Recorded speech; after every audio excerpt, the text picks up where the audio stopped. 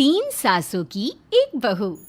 बलविंदर की पहली बीवी को बच्चा ना होने के कारण वो दूसरी शादी करता है, लेकिन जब दूसरी शादी से भी बच्चा नहीं होता तो वो तीसरी शादी करता है, और तीसरी शादी करने के बाद भी जब उसे संतान का सुख प्राप्त नहीं होता तो वो डॉक्टर को दिखाता है। और फिर बलविंदर जी, दोष आपकी बीवियों में नहीं, आप में है। आप में ही कुछ मेडिकल रीजंस की कमियां हैं जिनके कारण आप कभी भी किसी बच्चे के बाप नहीं बन सकते। अरे बाप रे, ये तो घोर समस्या हो गई। एक बच्चे का बाप बनने का मेरा सपना था और आज वही चूर चूर हो गया। तीन बीवियों में पहली बीवी इंद्राणी, दूसरी बीवी सुधा और तीसरी बीवी कलावती। मुझे एक माँ बनने का सौभाग्य प्राप्त करना है। मुझे भी, इसीलिए तो मैंने शादी की थी। अरे लेकिन अब किसे पता था कि हमारे पतिदेव में ही कमी होगी। अब हम क्या करें? हम एक बच्चे को गोद लेते हैं। तीनों एक बेटे को गोद लेते हैं जिसका नाम प्रमोद रखा जाता है। 20 साल बाद अब तीनों भी बूढ़ी हो चुकी होती हैं। बलविंदर भी बूढ़ा हो चुका था। प्रमोद एक अच्छी नौकरी करता है। उसकी शादी की उम्र हो चुकी थी, इसलिए तीनों माएं प्रमोद की शादी पाखी नाम की एक लड़की से करा देते हैं।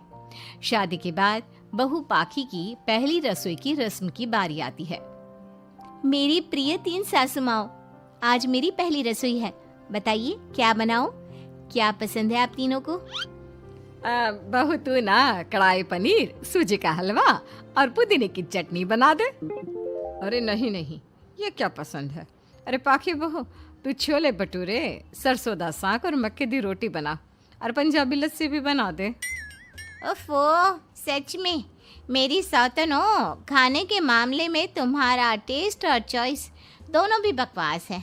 बहू, नॉर्मल सिंपल सात्विक भोजन बना दो और हलवा पूड़ी खीर का भोग चढ़ा दो भगवान को मंदिर में। अरे कैसे तुम दोनों अपनी मनमानी कर रही हो? मैं तुम दोनों से पहले आई थी बलविंदर जी के जीवन में, और तुम दोनों से उम्र में भी मैं बड़ी हूँ। इसका मतलब मैं पाखी बहू की बड़ी सास हुई? नहीं, उम्र बस एक अंक होती है। मैंने सबसे ज़्यादा देखभाल की है प्रमोद की, इसलिए मैं एक सास होने का ज़्यादा हक रखती हूँ। पाखी बहू, तुझे मेरी बात माननी होगी। नहीं, तू मेरी बात मानेगी।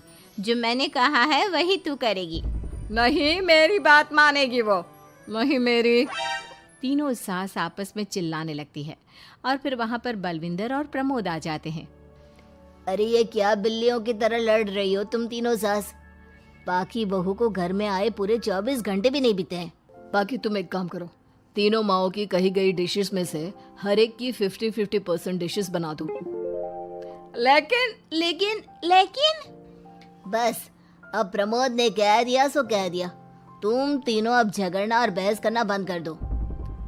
पाखी तीनों सासों की कही गई आधी आधी डिशेस बनाती है और इस तरह अपनी पहली रसोई की रस्म पूरी करती है, जिसके बाद उसकी तीनों सास उसे शगुन और नेक देती हैं। फिर एक दिन, अरे पाखी बहू, तुमने अपना सारा काम निपटा लिया है ना? तो जरा यहाँ आना। मेरे ना घुटनों की मांसपेशियों में बड़ा दर्द हो रहा है। जरा तेल या बाम से मालिश तो कर दे बेटा। तभी वहां पर इंद्राणी और कलावती भी आते हैं। पाखी बहू, चलो मेरे साथ बाजार। मुझे ना नई साड़ियाँ खरीदने हैं। तुम्हारी फैशन सेंस बहुत अच्छी है ना, इसलिए मैं चाहती हूँ कि तुम मेरे साथ चलो। अरे पर मैं यहाँ पे पहले आई, तुम्हारे साथ ही सही, लेकिन मेरी स्पीड सबसे तेज थी। पाखी बहू, मेरे कमरे की अलमारी और पर्दे साफ कर दो ना, बहुत धूल जम गई है। मुझे खांसी भी आ रही है। अरे ऐसे कैसे तुम दोनों मेरी बहू को अपने साथ ले जा सकती हो? सबसे पहले मैंने बहू को कहा है कि वो मेरे घुटनों की मालिश कर दे। अब जाओ, 1 घंटे के बाद अपनी ये फीकी शक्लें लेकर फिर से आना। सुधा मैडम, ज्यादा ना बोलो। पाखी बहू को तुम दोनों से ज्यादा नेक दिया है मैंने, इसलिए पाखी बहू तो मेरा ही काम करेगी। और वैसे भी ये सुशील सर्वगुण संपन्न बहू अपनी इस बेचारी बूढ़ी सास को खांसते हुए कैसे देख सकती है? क्यों पाखी बहू? हाँ, पर नहीं पाखी बहू, तुम इन दोनों की भावनाओं के जाल में मत फंसो। और रही बात शगुन और नेक की, तो रिश्तों को प्यार के भाव से तोला जाता है, ना कि पैसों के भाव से। मतलब ही कहीं के। ओ इंद्रानी, ज्यादा मत उछलो, पता है कौन कितना मतलबी है। उफो, अब फिर से आप तीनों मत शुरू होइए। मैं आप तीनों के काम करूंगी, लेकिन बारी बारी। सबसे पहले सुधा सासू माँ का, फिर कलावती सासू माँ और फिर इंद्रानी सासू माँ का। इसके बाद तीनों सासों में फिर से लड़ाई और कहासुनी छिड़ जाती है। फिर एक दिन जब पाखी घर का किराने का सामान लेने बाहर निकल रही होती है कि तभी, बहू, मुझे ना मेरा पुराना संदूक नहीं मिल रहा, तू आकर ढूंढ देगी क्या? अब ठीक है इंद्रानी सासू माँ। पाखी इंद्रानी के कमरे में जा ही रही होती है कि तभी उसे सुधा रोक लेती है, हाथ में खूबसूरत साड़ी लिए। पाखी बहू, ये मेरे ना साड़ी पर पिछली बार अचार गिर गया था, इसे प्लीज अच्छे से धो देना। वो कल शाम को विमला जी के बेटे की शादी में जाना है ना, एक ही बार पहनी है ये साड़ी मैंने। अभी धो देगी तो कल तक अच्छे से सूख जाएगी और कड़क इस्त्री करके मैं तेरा परफ्यूम मार कर शादी में जाऊंगी। हाँ, लेकिन सुधा सासू माँ, उतने में कलावती भी वहाँ पर एक कढ़ाई लेकर आ जाती है। पाखी बहू, ये मैंने कल रात को मेहंदी भिगोई थी लोहे की कढ़ाई में, मेरे बालों में लगा देना बिटिया, तू तो मेरी प्यारी बहू है ना? इंद्रानी वहाँ आ जाती है और तीनों सास फिर से एक दूसरे को गुस्सेल आंखों से देखती है और फिर से आपस में लड़ना शुरू कर देती है। तुम अपने आप को समझती क्या हो? खरीद लिया है क्या मेरी बहू को? ये मेरी बहू है। तुम मेरी पड़ोसन है क्या?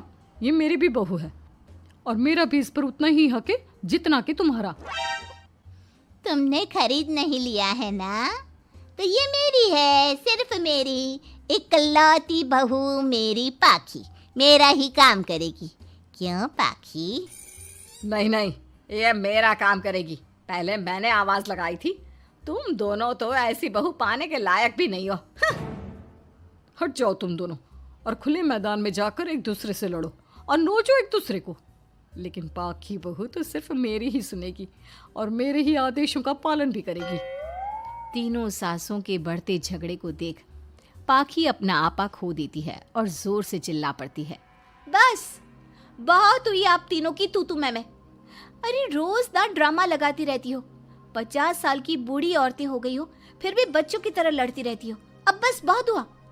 अब तो मैं आप तीनों में से किसी की भी बात नहीं सुनूंगी और मैं जा रही हूँ ये घर छोड़ के।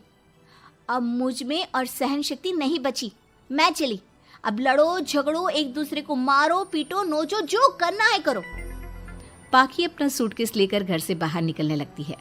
तभी तीनों सास बेहद घबरा जाती हैं और भावुक होकर पाखी से विनती करने लगती है, पाखी बहू, बहू हमें छोड़कर मत जाओ ऐसे। अरे हम तुम्हारे बिना मर जाएंगे। इतने कम समय में ही तुम हम सबकी जीने की वजह बन चुकी हो। माफ कर दो हमें बेटा। हाँ पाखी बहू, हम आइंदा से कभी नहीं लड़ेंगे और हंसी खुशी मिलकर बात करते रहेंगे, वादा करते हैं। हाँ बहू, लेकिन तू मत जा प्लीज, ये घर तेरे बिना सुना सुना हो जाएगा। हम तीनों सासों की एक ही तो बहू है, लेकिन हम अपनी एक बहू को बेटी की तरह प्यार देंगे, उसके साथ सहेलियों की तरह रहेंगे। लड़ाई झगड़ा सब कुछ छोड़ देंगे बेटा, लेकिन तू छोड़ के मत जा। अपनी तीनों सासों को भावुक देखकर पाखी की भी आंखें भर आती है और वो उन तीनों को माफ कर देती है और उनके गले लग जाती है। इसके बाद तीनों सास अपनी एक बहू संग खुशी से मिलजुल कर रहती हैं और आपस में जरा भी लड़ाई झगड़े नहीं करती। चैनल सब्सक्राइब करें, वीडियो लाइक करें।